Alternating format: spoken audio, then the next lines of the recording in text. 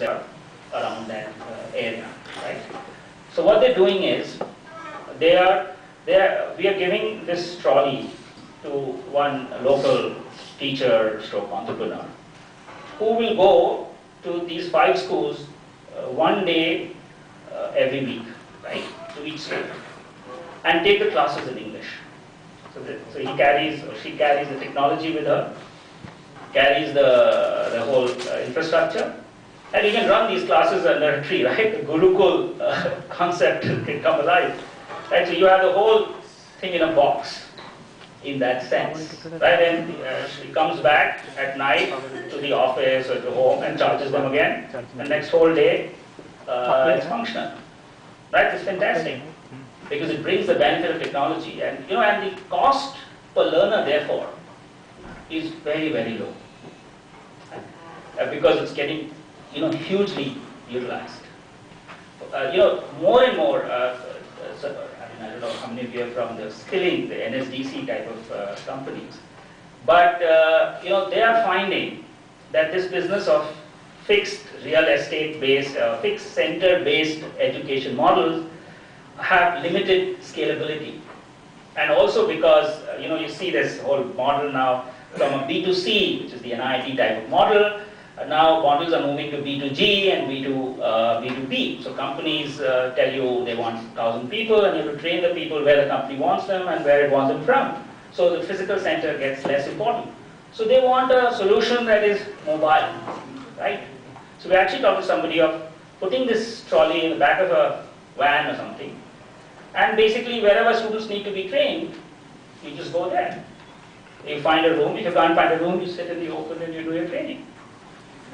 So I think this model, in my view, and I was talking to Gartner the other day, and I was discussing with them how I think going forward, the logic of this is so compulsive. In the education, at least in the education institutions, I see these tablets, and not just ours, but overall tablets, replacing computers in a significant way as we go forward. And the last one, obviously, today tablets are a little expensive. I mean, you would get a Samsung tablet for 20,000, but you have a lot of cheaper tablets, 10,000 from HCL and others. But these tablet costs are falling really fast, right? And that's actually the problem of technology, because the moment you buy a tablet, 6 months later it's obsolete. Right? You get a new one at a cheaper price. But the fact is that's good for customers, right? And the fact that you can reach out much faster or you can make it much cheaper than the tablet, than the PC-based model, even in terms of direct costs. Right? And that is that obviously will drive the usage, because we are a country that the cost value equation is pretty steep. Right? So really, that's what I had to say. I hope I've been quick enough. Thank you very much for listening. Thanks, Vivek, for sharing this. And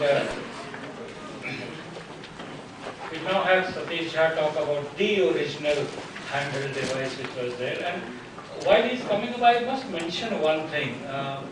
Research has shown that when students have full-time access to computing device, the learning is much more than limited access in a school context. Because while this is economically very interesting, from a learning effectiveness, because that all computer labs in school districts are found to be not effective enough, because you get whatever, few hours, minutes, whatever, and with prices getting cheaper and cheaper, the model really to follow is going to be one where people can have a tablet with them for as long as they can, and almost on a 24/7 basis. But I think that's the way you would probably move on to create something which is there. So maybe like you have a milk delivery guy, somebody gives you a child tablet every morning and then you use it for the day and give it back and so on and so forth. I'm sure innovation will come.